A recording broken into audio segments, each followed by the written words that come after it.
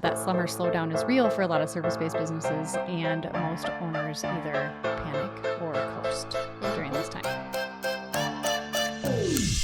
Welcome to Duo On Air, where we help you get seen, remembered, and wildly obsessed over by your audience. We're your hosts, Abby And Courtney, a pair of ex-agency besties who ditched the cubicles, the Minneapolis skyways, and the corporate jargon for work that matters with people who inspire us every day. Today, we're a women-powered marketing agency serving brands worldwide, bringing those big agency results without the corporate price tag.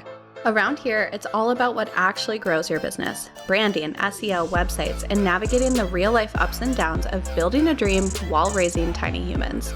We're moms, wives, and best friend business partners in the trenches with you, making the hard stuff feel easy and a whole lot more fun. So pour a fresh cup, get comfy, because you're exactly where you need to be. Let's duo this. Welcome back to the Duo On Air podcast. This is episode number 225, and it is officially August.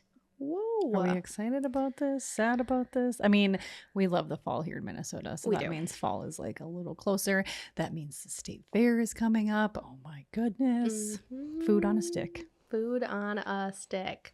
Oh, can't wait. Mm-hmm. Well, usually in August, things are a little bit slower, and maybe you are squeezing in some vacation time, or your inbox is quieter than usual, and maybe you're stressing. And sometimes we all stress. You're probably getting ready to send your kids back to school if you have kids. Yeah. It is kind of a wild month. It is.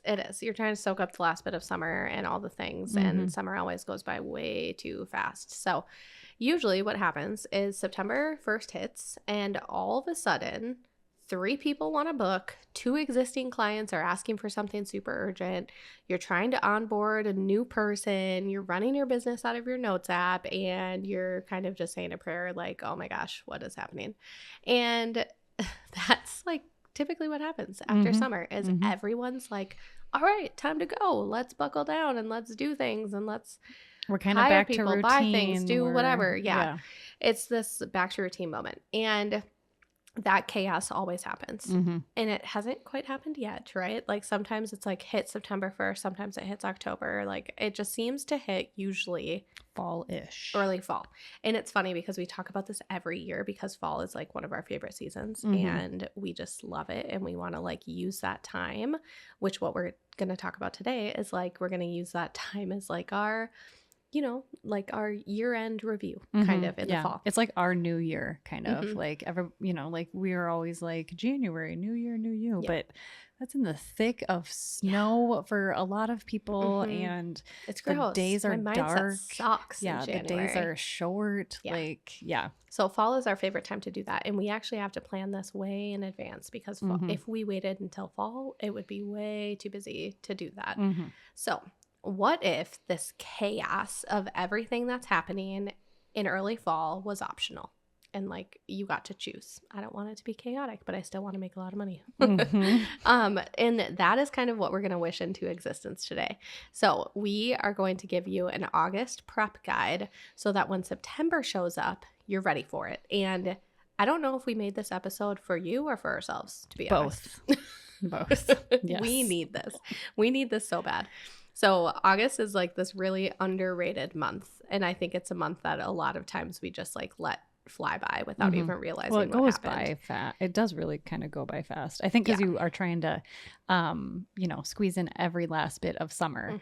But yeah, that summer slowdown is real for a lot of service-based businesses, and most owners either panic or coast during this time.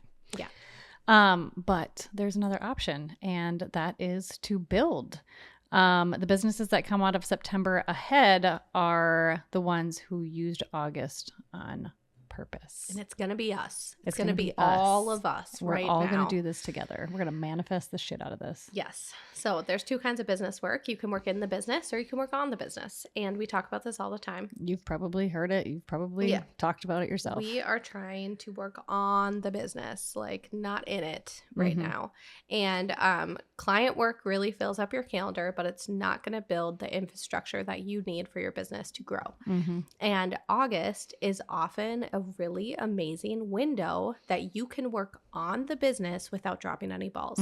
So I want you to take this time where it might feel slow, it might feel scary, and shift your perspective to think about this is a growth month. Yeah. Don't think about filling the calendar. Don't think about where your next lead is coming. Think about your business and the long-term growth. Yeah. And this is for you right now if things feel slow. This episode is not for you right now if you're drowning. Right. Like a lot of people typically, we've heard too and seen that like the end of summer, August-ish timeframe is slow for a lot of people. But if it's not slow for you, for whatever industry you're in or whatnot, yes, don't listen to this yet. Listen to this when you're slow. Do it on your slow month, yes. And then change August to whatever month it is that you want. Yes. But right now, typically, August is kind of what we see. Like historically, it's been a little bit of a slower month. So we are going to talk about 4 different systems that are worth locking down now in August so that when September gets chaos, you feel really good about the chaos and you have a really good system going. So we're going to break this down. So number 1 is going to be your inquiry process. So in September, in early fall, typically this is where inquiries start coming in hot. And you want to make sure that you have a very clear, consistent process versus just winging it every time. Yes. So your inquiry form, your auto reply, that first touch point in your response time. And this is something that you really want to take a look at. So if you want to dive into this more, we have an entire episode on it. It's episode 206. And this is all about how to optimize your inquiry process. That's a great episode. That was one of my favorites. Yeah, for sure.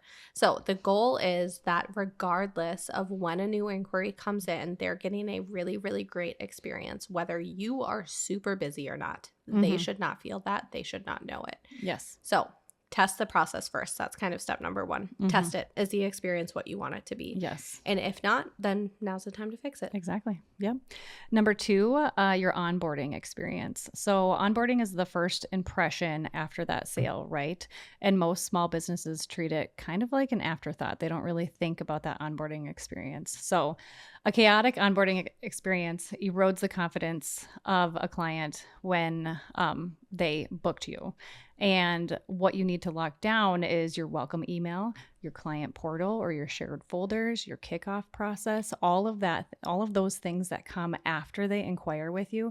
You've got your inquiry experience down. You've got everything in line. You need to think about what happens after they inquire, after they sign. What does that process look like? So one action would be write the welcome email that you wished you'd been sending all year long. Really make sure that process after they sign is set and you feel really confident about that as well, because that is only going to make everything much more clearer for them, for you, much more efficient and simple after they sign. Yeah. And if you're not sure, we've talked about SOPs a lot too on the podcast. And we'll link the episode. I don't know the number off the top of my head, but we'll link the episode in the show notes so that you can find it. But if you don't have an SOP and you don't have a process, my favorite tool lately, Courtney's going to laugh at me, but it is my absolute favorite tool. What do you think my favorite new tool is that I've been using?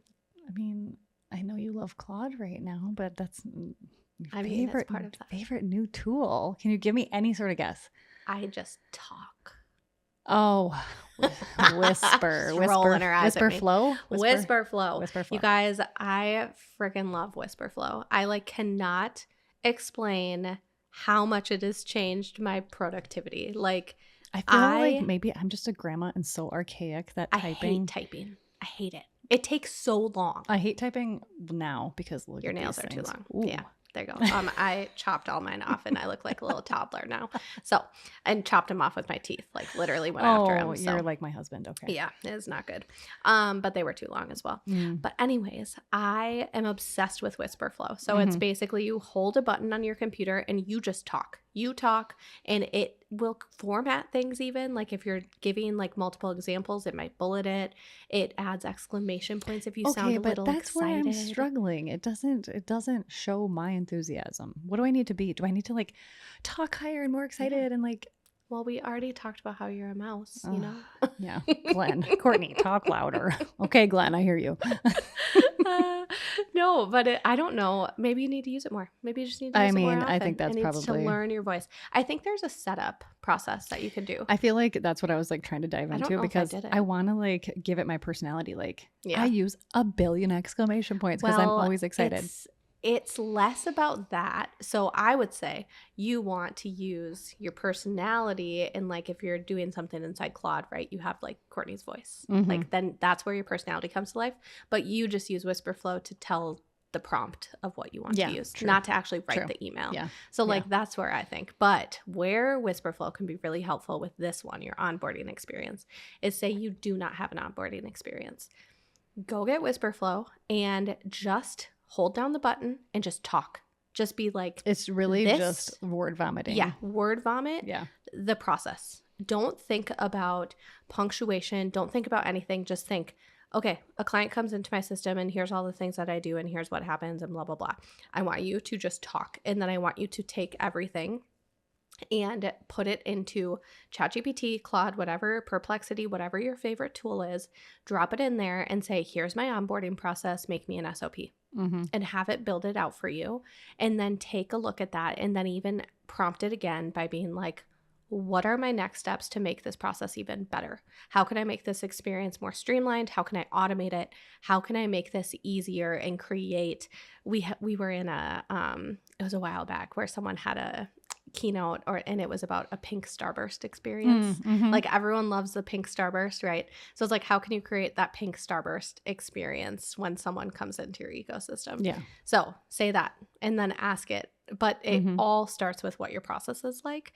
And if you're like me and the thought of like opening up a Word doc and typing out a process is like just hurts your brain, then just talk. Just talk about it. Like it's changed. Your tools will help you. Yeah. Oh, yeah. I Whisper Flow everything all the time.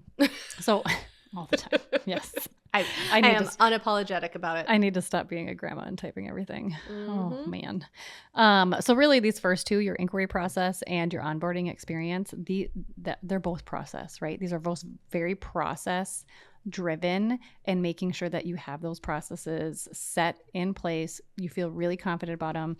You test them. You make sure that they're working, because if that process is working for you on the back end, these steps are going to be so much more easier and, again, efficient, and things are going to move forward a lot more smooth if you have these processes in place. Does it take a little bit to build them? Yes, obviously. But if you have things like Whisper Flow and AI, you can do it way quicker. It's incredible. And yes, so we'll link the Whisper Flow tool in the show notes for you so you can peek at it too. Yeah, it's amazing.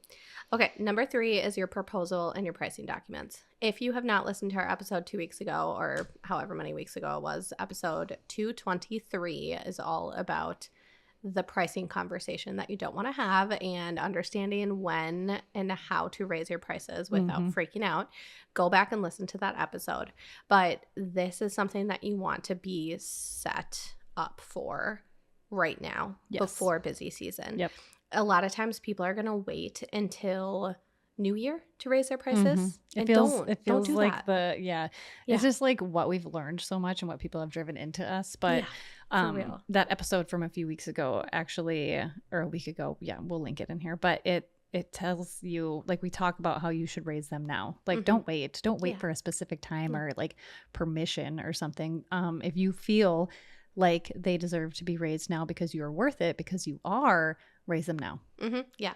You are absolutely worth it. And this is something that you should, like, at the end of the year, people have money. Like, this is where people are looking to spend. This is why September and October, yes, November like for start tax to blow purposes, depending on how their business did that year and everything else. Yes. So spend the time now before busy season to update your prices, which I know feels so off if you're not busy and you don't have people. But if you know they're coming and this historically is your normal, like if you have the past 3 years of revenue and you know this is always a little bit slower and things ramp up, that's your confidence marker that you can increase your prices and the people are still going to come. And if you still feel really, really scared and we really need to give you a nudge, then raise them even just a little bit. Not like a couple hundred. Like it doesn't have to be like thousands of dollars. Like even just a little bit, nobody's gonna notice that. For real. So here's what you actually want to lock down. You want to bring in a clean and current proposal template that's going to reflect updated pricing and updated positioning of what it is that you're offering. And make sure your pricing page and your package descriptions on your website service page match. Because we've been there, done that. Whoops. We're actually in the process right now, which it'll be done by the time this podcast is here. So if you want to peek at it, go look at our SEO services page. Is that you holding us accountable by saying that? Yeah, it is. It is. It will be done by then. But we are in the process of updating our own services page to make sure that the packages really reflect what we're offering. We prioritize our investment page. Yes, so much. Because that's like the conversion marker, basically. But it's not a page that somebody can just organically get to. Yeah, but we're the first people to admit that our SEO service page in particular is not doing us any favors. Our brand one probably really isn't either. At least the packages are aligned. My packages aren't even aligned on the services page for SEO. Sounds like an SEO problem. It is an SEO problem. This is why we're updating it. This is like real life. So we get it. And that's the reason why we say it is like, make sure they match, because ours do not. We are also, I know there's like huge debate on including pricing on your website. Huge debate. We are adding starting at prices on all of our service pages because we are not the cheapest SEO option out there, like by far. And so because of that, people need to know what they're getting into before they jump on a call with us. So one, we're not wasting our time. We've never really had people like get upset after a call or anything by not having it. We've had maybe a couple people say things. It's just unexpected. But, and it's also like, again, like you said, time. It's our time. Yeah. 30-minute call here, 30-minute call there. And you know what? Honestly, like if we put the starting at prices on our existing SEO service pages right now, I don't think people would book because we don't do a good job of selling it. Like I think we need our testimonials, our case studies, like all of the magic within these need to be there, and that's what it's lacking. So like this is like full transparency right now, is like we know that these are lacking, and this is what we are spending time this summer updating. Yes, it's important to us. And on to number 4, your scheduling and capacity plan. So nothing creates more September stress than overbooking because you didn't know what you could actually take on. And I think, again, at this time of the year, we're so nervous at the end of summer because it is quiet, that when September rolls around, or, October, that really busy season, and people start booking, inquiring, all of those things, you just want to take it all on at once because you did have that little slow moment. And now you're like, okay, I got to take all of these clients. I got to start all of these projects right now. I got to lock them in. And obviously, yes, you want all of that work, but you need to realistically know how many clients that you can serve per month and what your booking lead time looks like. Because if you don't have that figured out, then you're going to book all these clients. You're going to overwork yourself. You're going to become super overwhelmed. You are going to have a bad experience. They're going to have a bad experience. It all just kind of has this domino effect if you don't have that scheduling and capacity plan in place. Yeah. So if you use like a scheduler, ours is just through Dipsado. Update your availability now before that rush hits, because then you're going to go into that season knowing how much you can take on. Your scheduler is accurate. People know when they can book you, when they can sign up for your services, all of that. So it's only going to make your life easier when that rush does come in. Yeah. Okay. So now let's talk about how to get people really excited to buy you in, your services and offerings, not physically you. But I was like, what are we talking about here? Yeah, right. Marnie's like, okay, Abby.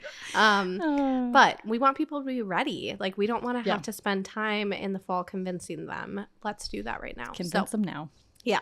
So let's focus on warming up our audience in August. So don't be quiet. Don't just avoid sending emails, newsletters, any of those things. Like, this is where you have a moment to really stand out, because a lot of other people are going to be quiet.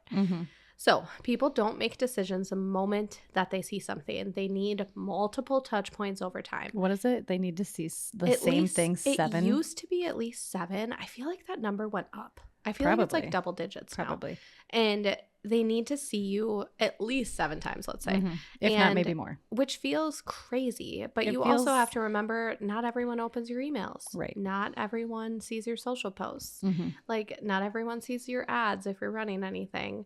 Like, you have to remember that people need to see things multiple times, and they likely need to see them in multiple places. They need to see you on social media, in their inbox, you know, a push on, I don't know, LinkedIn, whatever it may be. Like, they need to see you in other places. So don't disappear. Make sure that you are showing up. And if you do disappear, you're kind of starting cold, and that's not what we want. So be loud, be consistent, share, like, during this time. Let's talk about the different types of content that you should share, because I think that's kind of also the question of, like, what should I show up if I'm not focused strictly on selling right now? That's super helpful. The first one is visibility content. So just showing up, being seen, staying top of mind. This doesn't have to be heavy or salesy. Pop into your stories, give people an update about what you're doing. You don't have to be selling anything. You can just be showing them a day in the life, or, you know, if you are on vacation and you want to show some snippets from your vacation, or you're getting together with an entrepreneur buddy and grabbing coffee. These things, just showing up, be relatable, and stay on top of somebody's mind, right? Always be there in some form or capacity. And again, it doesn't have to be heavy or salesy every time you show up, because that's where I think a lot of people feel like that's what they got to do. And then that feels exhausting and tiring, and like you have to think through it. You don't have to show up like that all the time. Just being visible is doing a lot of work for you. Yeah.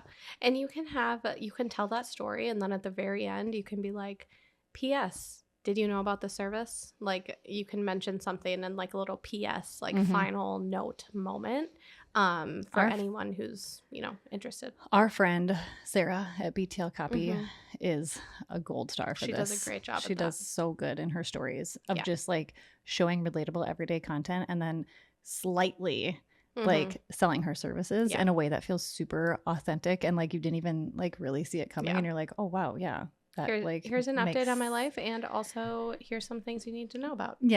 She does a great job at that. Another thing to share right now in August is authority content. So 1 or 2 pieces that remind your audience that you know your stuff and you are really good at what you do, because you are. So maybe that's a case study, maybe it's a testimonial, maybe it's a story about a project you worked on. Maybe it's all the above. You share everything. So if now could be the time to even, like, make those portfolios, make those case studies, the ones that you're really proud of, and showcase them, share them, shout it from the rooftops.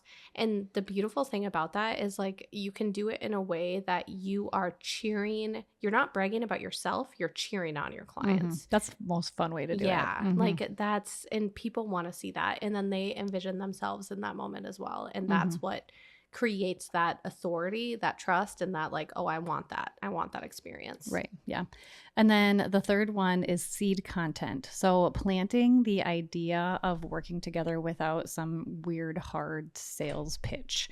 So something like spots opening in September, for example, or thinking about a fall rebrand, like just planting these little tiny seeds that aren't overthought. They're just very kind of generic, very simple, and then let it breathe. You don't need to get super salesy. You don't need to add a lot of reasons as to why.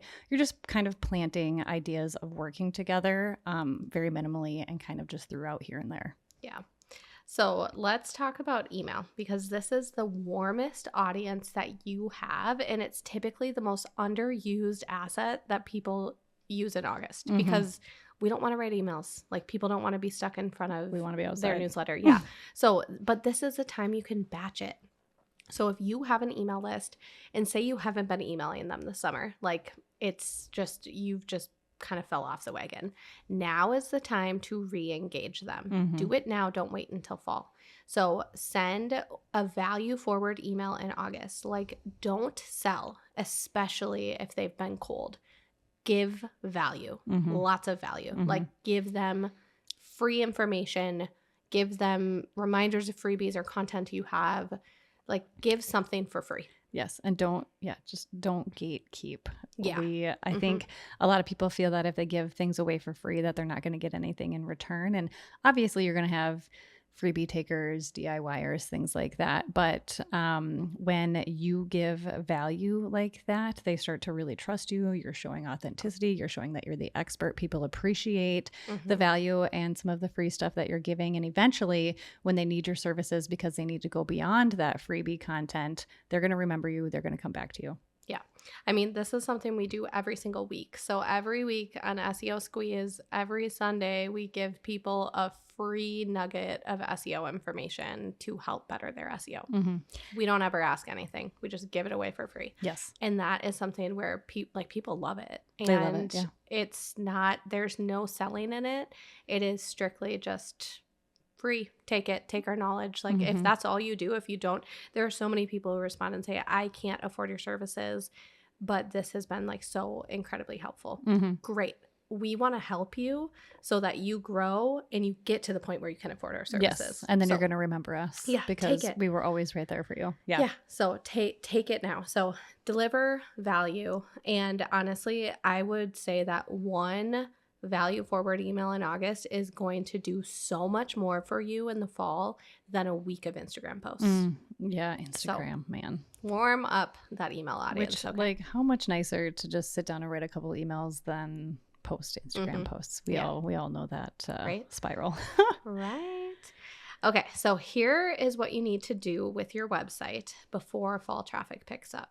So fall is one of the highest organic traffic windows for service-based businesses because people are starting to search. They're starting to see what they need.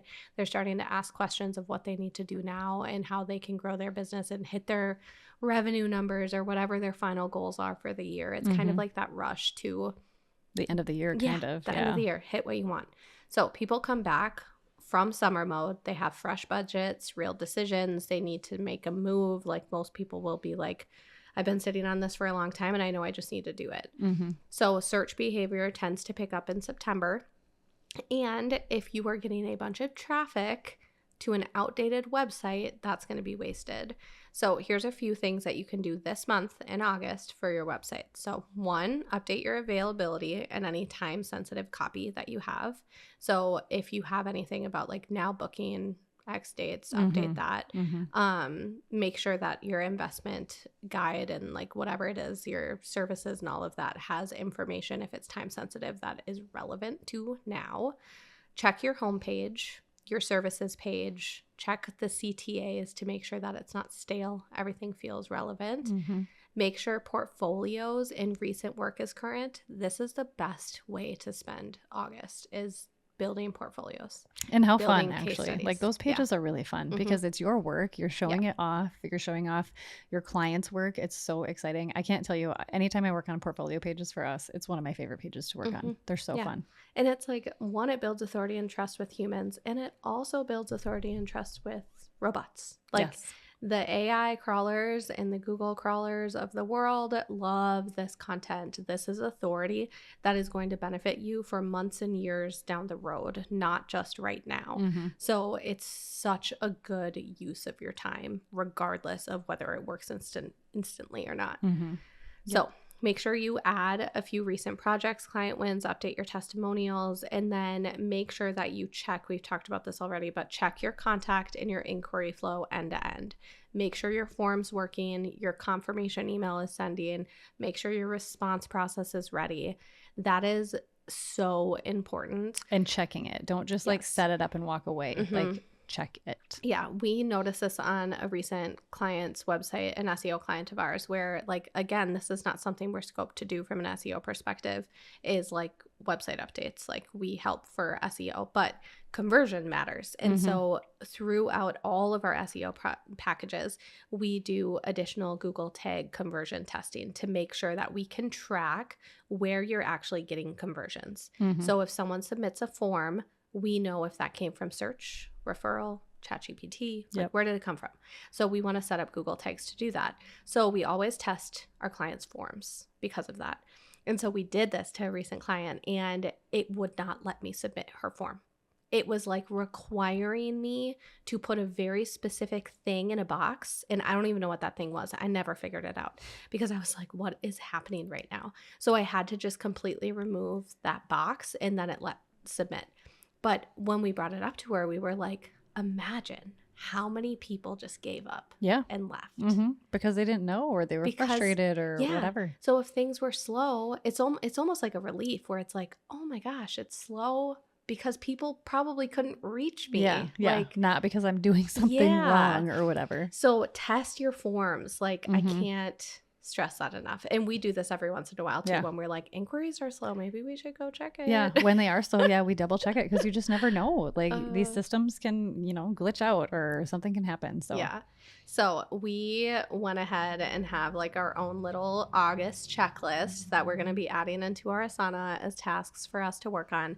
And the best way for us to do this is usually like fun working days with margarita. Get out of the house, go grab a marg, go to a hotel, book a spa. Marg, chips and salsa, and work. Like, make it fun. It doesn't have to be we usually boring. start with coffee and breakfast before we get to the margs and chips and salsa. But I mean, you do you. Yeah, I mean, we could flip it. You can flip it. You can do whatever you want. So we are going to give you a little prep prompt in the show notes. So go grab it there.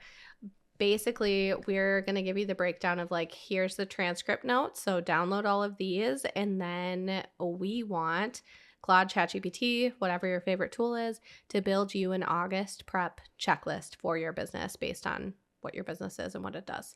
So go download that prompt. It's going to be a juicy one. Take that and put that into your favorite AI tool and have it copy all of that content, put it into your favorite project management system, whether that's Notion, Asana, Trello, Google Tasks, whatever it may be. Go ahead and add that in and then get to work, because it's the beginning of August. You have the whole month to play with, and it's a long month too. And we're so excited for you. Have fun. It's time for a refill. Thanks for tuning in to another episode of Duo on Air. If you loved hanging out with us today, here are 3 quick ways to support the show. 1, subscribe so you never miss a new episode. 2, share this episode with a biz bestie and tag us on Instagram at duo.collective. And 3, leave a review, because we love hearing from you. Finally, keep sharing your episode ideas. We love creating content for you. Head over to duocollective.com to catch up on all the latest episodes, brand and website makeovers, SEO tips, and so much more. See you there. Let's duo this thing called business together.